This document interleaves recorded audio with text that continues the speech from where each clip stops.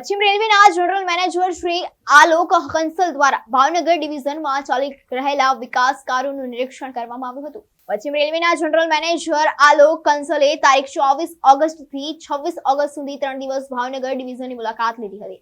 આ દરમિયાન study committee તથા પોલિયોમેટ્રી કમિટી સાથે બેઠક કરી હતી। જનરલ મેનેજર કંસલે ભાવનગર સ્ટેશન ઉપલબ્ધ પેસેન્જર સુવિધાઓનું આલંકન કર્યું હતું। તેમણે પ્લેટફોર્મ ઉપર પેસેન્જર વેઇટિંગ રૂમ, સ્ટેશન ઉપર યાત્રિકો માટે ઉપલબ્ધ પીવાનું પાણી નિરીક્ષણ કર્યું હતું અને પ્લેટફોર્મ પર વર્તમાન ચાલી રહેલ વિકાસ કાર્યોની ઝીણવટથી આલંકન કર્યું હતું। કંસલે ભાવનગરમાં આવેલા ડિવિઝન રેલવે હોસ્પિટલમાં એક નવનિર્મિત ઓક્સિજન જનરેશન પ્લાન્ટ અને નવનિર્મિત પેથોલોજી ટેસ્ટિંગ લેબનું ઉદ્ઘાટન કર્યું હતું, જેનાથી હોસ્પિટલમાં દાખલ દર્દીએ સતત ઓક્સિજનનો સપ્લાય મળતો રહેશે અને તેમને ટેસ્ટ માટે બહાર જવું નહીં પડે।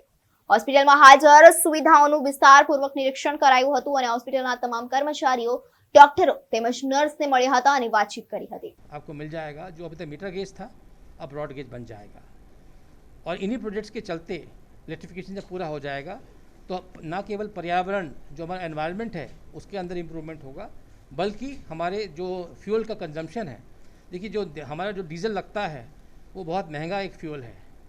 जैसे ही हम इसको रेक्टिफाई करेंगे उसमें बचत होती है और उस बचत का जो पैसा बचता है उसका हम उपयोग और अच्छे कार्यों के लिए बढ़ाने के लिए कर सकते हैं।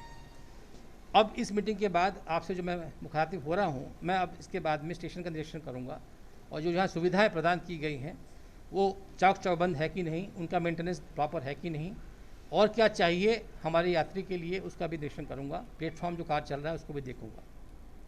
सर ये भाड़े जो डबल हुए उसके बारे में आप बात करके? भाड़ा डबल नहीं हुआ है जी, मैं आपको बता चुका हूँ कि भाड़ा डबल नहीं हुआ है।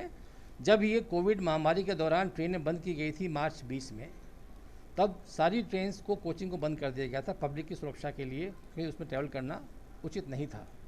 धीरे धीरे जून के महीने से ट्रेन्स चालू हुई, लॉन्ग डिस्टेंस ट्रेन चालू की गई और आज वेस्टर्न रेलवे में करीब 90% ट्रेन्स मेल एक्सप्रेस चालू हो चुकी हैं। और मेल एक्सप्रेस ट्रेन के अलावा जो हमारी पैसेंजर ट्रेन्स हैं जो कि हमारे पास गांवों को जोड़ती है, उनकी भी शुरुआत हमने कर दी है और उम्मीद करता हूँ अगले आने वाले 1 महीने या 1.5 महीने में वो भी हम पूरी 90% तक लेके आएंगे।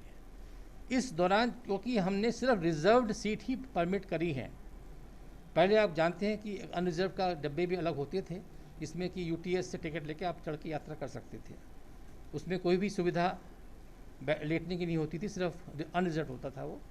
अब जो रिजर्व सीट है उसमें आदमी को एक बर्थ मिलती है। अब आप उसको बर्थ का किराया कह लीजिए या ये कह लीजिए कि वो कोविड के दौरान जो स्पेशल का हमने ट्रेन चलाई है उसमें पूरे रिजर्व सीट है, उसी का हम एक्स्ट्रा चार्ज 15 रुपये से 30 रुपये लेते हैं। वो डबल आपको इसलिए लगता है क्योंकि जहाँ किराया 10 रुपये था या 15 रुपये था, अब वो किराया 30 रुपये 40 रुपये हो गया तो आपको डबल लगता है।